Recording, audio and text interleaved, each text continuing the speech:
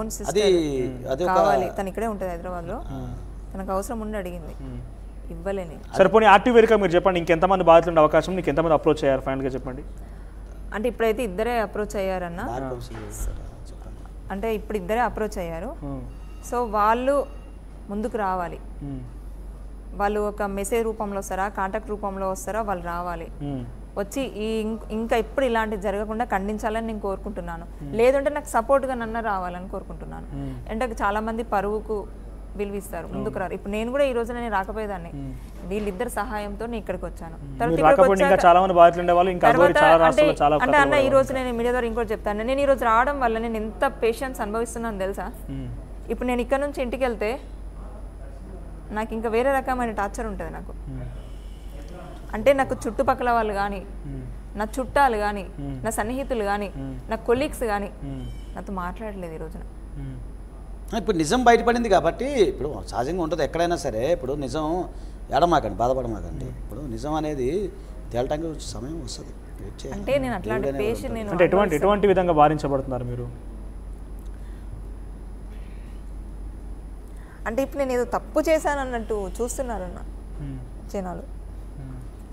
డిఫరెంట్గా నీకు తెలిసో తెలియకో తప్పు అయితే జరిగింది, దానిలో తప్పులను మాట్లాడుకునే దానికంటే ఇది అంటే పెళ్ళి అంటే అన్న ఇష్టంతో పెళ్లి చేసుకుంటారు, కష్టంతో పెళ్లి చేసుకోరు. ఈ రోజున నేనే కాదు, చాలా మంది మీడియాలో నేను ఫస్ట్ వైఫ్ అంటున్నారు.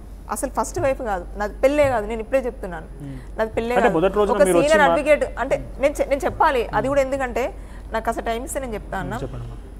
పసుంగొమ్ముకున్న విలువ గోల్డ్ కూడా లేదు. పెళ్ళి అయితే ఫస్ట్ పసుంగొమ్మి కట్టిస్తారు. అలాంటి నాగరికత ఉన్నది మన భారతదేశానికి. ఒక సతీ సావిత్రి కానీ, సతీ సక్కుబాయి కానీ, ఒక నిర్మల కానీ తాళి కోసమే కొట్లాడిండ్రన్న. అలాంటి తాళిని ఒక దరిద్రుడు చెగతాళి చేస్తున్నాడు ఇక్కడ ఈ రోజున. నాది పక్కన పెట్టండి, చాలా మంది నాకు ప్రూఫ్స్ లేవనంటే ఏ ఆడపిల్ల ఒక పసుంగొమ్ము పట్టుకొని ముందుకు రాదు. నేను వచ్చాను ఈ రోజున, దానికి విలువిచ్చి దాని అర్థం ఏందో తెలుసుకొని మాట్లాడాలి. సరే నాది అయిపోయిందన్న, నాకంటే ముందు ఇంకెంతమంది కట్టాడు నాకు తెలియదు కదా. కట్టుంటాడు, కట్టడం అంటే ఇలా 3 ఆల్రెడీ వేసి పెట్టుకుని ఇట్లా వేసిస్తుంటాడు. అదేంటైనా చూసేలోపు ఇంకేదో వేస్తూ ఉంటాడు. అదే ఆ దరిద్రునికి ఉన్న ఒక వ్యసనం. సో ఇన్ని అవగాహన తెలిసిన మీరు అప్పుడే ఒకసారి చెంప చెల్లు అనిపించుంటే, చెంప చెల్లంటే నేనేమన్నా ఉంచుకున్నానన్న? నేను చేసే వాదన నేను చేశాను. మీరు అన్నట్టు ఒక పిచ్చిదానం ట్రాన్స్, అది నేనేం చేశాను. కాకపోతే నేను ఇక్కడికి వస్తా నేను ఎక్స్పెక్ట్ చేయలేదు. అది అయిపోయింది అంతే. ఇంకా నేను దూరంగానే ఉండాలని అనుకున్నాను అంతే. ఇప్పుడు అంటే గతంలో ఆయన చూసినప్పుడు భక్తి దైవం అనిపించింది కదా, ఇప్పుడు చూపిస్తే ఏమనిపిస్తుంది మీకు? చంపేయాలనిపిస్తుంది నాకైతే. నేను లైవ్లో ఉండి, అంటే తప్ప ఓపెన్ నాకు తెలియదు, చట్టాన్ని నా చేతిలోకి తీసుకోవద్దు. నాకు గనక అలా ఇస్తే గనక నేనైతే పక్కా చంపేస్తాను అన్న. ఈ రోజున అరెస్ట్ చేశారు, పోలీసు వాళ్ళకి ధన్యవాదాలు చెప్పుకోవాలి, మన సీఎం రేవంత్ రెడ్డి గారికి ధన్యవాదాలు చెప్పుకోవాలి. ఇంత రిస్క్ అట్లా మీరు బాధించబడ్డారు కాబట్టి మీ ఆవేదనలో భాగంగా చంపేస్తానంటున్నారు. ఒకవేళ వర్షినితో గనక వెళ్ళకపోయి ఉంటే ఏం జరిగేది? మీరు యాక్సెప్ట్ చేసేవారా గోరిని? అన్న నాకు వర్షిని అనే ఇక్కడ ఒక విషయం మీకు చెప్పనుకుంటున్నా, ఒకవేళ వర్షినితో గనక ఆ గోరి వెళ్ళకపోయి ఉంటే నాకు తెలిసి ఆజాద్ గారు ఫైట్ చేసేవారు కాదు. నేనే చెప్తున్నా, పోలీసులు కూడా చాలా చోట్ల ఇప్పుడు మనం గమనిస్తే పోలీసులు కూడా చాలా సార్లు ఆయన ఇంత న్యూసెన్స్ చేసిన, పోలీసులను తిట్టినా కూడా మీరు చాలా మాట్లాడుకున్నాం, పోలీసులు దూషించినప్పుడు పోలీసులు ఏం చేయలేకపోయారు. నాకు అర్థం కావడం ఇప్పుడు కూడా పోలీసులు ఎందుకు వదిలేసి ఎగ్జాక్ట్ గా ఇదొక్కటి చాలు. ఎగ్జాక్ట్ అదే అంటున్నా, ఒక వర్షిని తీసుకుపోవడం వల్ల ఇప్పుడు హాట్ టాపిక్ అయిపోయి సెన్సేషన్ అయిపోయి తను అరెస్ట్ చేసేంత దాకా వచ్చింది, చీటింగ్ కేసులు వచ్చాయి, రకరకాలుగా వచ్చాయి. ఈ వర్షినే కనుక తను తీసుకువెళ్ళకపోయి ఉంటే మీరు వస్తే యాక్సెప్ట్ చేసేవారా? అంటే మీరు ఇక్కడ బయటకు వచ్చేవారు కాదు నాకు తెలిసి. అంటే ఒకవేళ ఏదన్నా అంటే వర్షిని ప్లేస్ లో వేరే ఆడపిల్ల ఉంటే ఖచ్చితంగా నేను వచ్చేదాన్ని. ఎందుకంటే ఇప్పుడు వీళ్ళు సపోర్ట్ అడుగుతున్నా, ఒకవేళ ఆ టాపిక్ ఆ మహిళతో పెళ్లి అనే అంశం రాకపోయి ఉంటే మీరు బయటకు వచ్చేవారా అని అడుగుతున్నాను నేను. అంటే ఇప్పటికీ రాకపోయేదాన్ని కావచ్చు, ఒకవేళ ఇంకా ముందు జరిగితే వచ్చేదాన్ని. అంటే ఆ వర్షిని పెళ్లి చేసుకున్న తర్వాత నేను కూడా బాధితులను బయటకు వచ్చారు అంతే. అంటే పెళ్లి అన్నాడు కదన్న, అవును, ఒక తాళి ఎగతాళి జరిగింది అక్కడ. ఎంతమంది కడతారు ఈ రోజున? సరే నేను రావడం నేను రాంగ్ కావచ్చు, బై మిస్టేక్ లో ఎక్స్పోజ్ కాకపోయి ఉండి ఆ రకంగా సైలెంట్ గా జరిగి ఉంటుంది, మీరు బయటకు వచ్చేవారు కాదు. కానీ రహస్యంగా కూడా తను ఎంతో మందికి కట్టే ఆలోచనలు పెట్టుకున్నాడు కదన్న. ఈ రోజు కాకపోయినా వర్షిని వదిలేండి, నన్ను వదిలేయండి, రేపటి రోజున తెలుస్తుండే కదా ఇంకా 4 రోజులకైనా. అప్పటికైనా కూడా నేను వచ్చేదాన్నేమో. ఇప్పుడు బీయింగ్ అన్ అడ్వకేట్గా మీకున్న బాధ ఏంటో అడ్వకేట్ మిత్రులందరికీ చెప్పండి. ఇంకొకటి, అది ఈ చెప్పండి. రోజున తనను అరెస్ట్ చేశారు.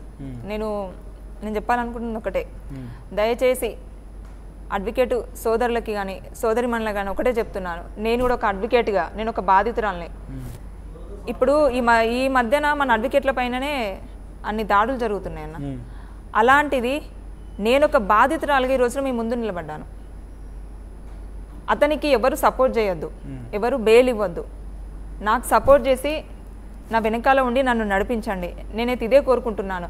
ఇది నేను కావాలంటే మన చేవెల్ బార్ ఉంది కదా, అక్కడ ఉన్న మన ప్రెసిడెంట్ గారు కానీ జాయింట్ సెక్రటరీ కానీ నేను సెక్రటరీ గారు కానీ నేను ఇదే విన్నవించుకుంటున్నాను. వీలైతే నేను వెళ్ళి కూడా కలుస్తాను. ఆయన దగ్గర స్తోమత కూడా లేదంట, నాకు స్తోమత లేన తర్వాతనే ఇంప్లీట్ చేసి అది కూడా జరగద్దని నా ఆవేదన అన్న అంత.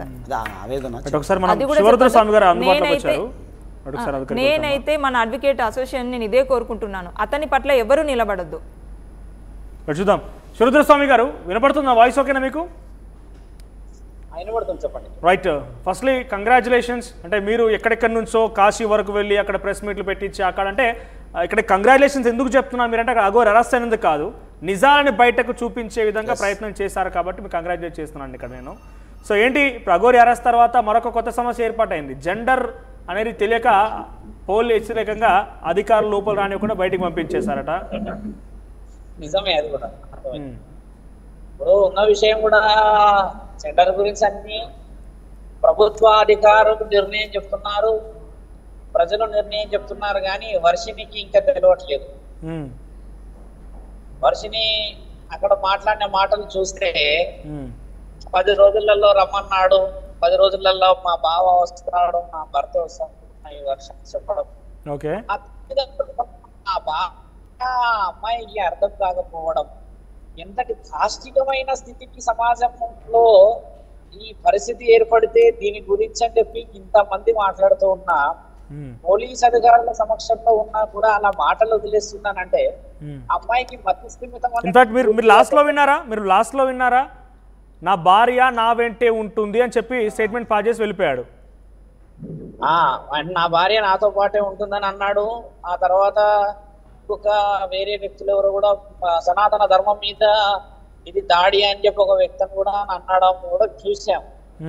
ఇప్పుడు సనాతన ధర్మం అనేది ఎవరికి తెలుసు? అసలు సనాతన ధర్మంలో ప్రత్యేకతమైన స్థితిగతులు ఎవరు మాట్లాడుతున్నారు? అసలు సనాతన ధర్మం తెలిసి ఉంటే సమాజంలో చాలా మందికి ఈ రోజు శ్రీనివాసుని సంవత్సరం నుంచి మనం మోయకపోయే వాళ్ళం. ఇప్పుడు మనకు తెలిసిందక్క శ్రీనివాస్ సాంబార్లా ఫిలిం, ఏ ఫిలిం అవుతుంది, ఏమవుతుంది, ఎక్కడ ఏ పొలిటికల్ లీడర్ ఎవరు, ఏ విషయమే కానీ అసలు సనాతన ధర్మంలో ఉన్న గొప్పతనం ఏమిటి, సనాతన ధర్మం మనకు ఎందుకు విలువనిస్తుంది, ఇవన్నీ తెలిస్తే ఎవరు అన్నట్టు తెలుసుకునే అవకాశం ఉండేది. ఆ అవకాశం లేకపోలేదు. శ్రీనివాస్ మొదట నన్నేమనుకున్నారు, అసలైన అఘోరా శ్రీనివాసు శివరుద్రసాదు ఆయనని అఘోరా కాదని రుజువు చేయడానికి చాలా ప్రయత్నాలు చేస్తున్నాడు, శివరుద్రసాదు ఓడిపోతాడు ఈ విషయంలో అని చెప్పేసి పెద్ద ఎత్తున విమర్శలు నా దగ్గరకు వచ్చాయి. అఘోరా కాడ నుంచి లెటర్ వచ్చేంత వరకు మన వాళ్ళందరం నిద్ర లేవలేదు. ఇంకా ఆయన అఘోరికి మాత అని చెప్పి జయమాత అని చెప్పేసి ఎన్ని పగ్గాలు పెట్టారు స్వామి. ఇలాంటి విషయాలలో సమాజానికి నేను ఒక వివరణ ఏమి ఇవ్వదలుచుకున్నానంటే, ఇప్పటికన్నా సనాతన ధర్మం పేరిట సాధు సంతులు పడుతున్న కష్టాన్ని గుర్తించాలా. ఒక ఆడపిల్లలు బయటికి వచ్చేసేసి చాలా క్లియర్ గా మీరు చేసిన పోరాటం అర్థమవుతోంది. మనం గతంలో రాజేష్నాథ్ అఘోరి గారితో ఇక్కడ నుంచి మాట్లాడాము, ఇదే వేదిక నుంచి మాట్లాడాము. ఇప్పుడు రాధిక చెప్తున్న మాట ఇంకోటి ఏంటంటే, తను ఒక్కతే కాదు, ప్రస్తుతం తను బయటకు వచ్చింది కాబట్టి చాలా మంది బాధితురాలు తనకు ఫోన్ చేస్తున్నారంట, తనతో మాట్లాడుతున్నారంట, తను బాధించబట్టుగా మాట్లాడుతున్నారంట. ఇప్పుడు ఆజాద్ గారిని నేను కూడా అడిగేది ఒకే ఒక్క విషయం ఏంటంటే, సనాతన ధర్మం మీద దాడి ఎలా జరిగింది, సనాతన ధర్మం అంటే ఏమిటి అని ఒక న్యాయవాది గారు ఎవరైతే అన్నారో, నేను ఆజాద్ గారిని ఈ విషయంలో బలపరిచే అవకాశాలు తీసుకోవాలని చెప్తున్నాము. ఎందుకంటే ఎట్టి పరిస్థితుల్లో ఇలాంటి విషయాలను ఉపేక్షించకూడదు. ఆ అమ్మాయికి 10 రోజులలో వచ్చిపోతున్నానంటే తల్లిదండ్రులను ఎవరు తీసుకుంటారు, ఆ తల్లిదండ్రుల బాధ ఎవరు చెప్తారు? ఇప్పుడు అన్ని నిర్ణయాలు చేసినాక ఇప్పుడు కొత్త వ్యక్తులు వచ్చేసి కొత్త మాటలు మాట్లాడడం ఎంతవరకు సమంజసం స్వామి? ఇది కూడా ఆలోచించాల్సిన అవసరం. ఎన్ని ఫోటోస్ ఉన్నాయి మధ్యాహ్నం స్వామి మొత్తానికి ఒక ఆడబిడ్డ కాపాడుకున్నాము, మనం వాళ్ళ ఇంటికి చేర్చాలి చేయాలని అంటే ఇలాంటి విషయాలు మాట్లాడుకోవడం అనేది వదిలిపెడితే ఎవరో అక్కడ ఇక్కడ ఒక మనుషులు ఉంటారు మహానుభావులు, మేము ఎలా చేస్తాం, మేము ఇలా చేస్తాం, మేము బాధిస్తాం, మేము చూయిస్తాం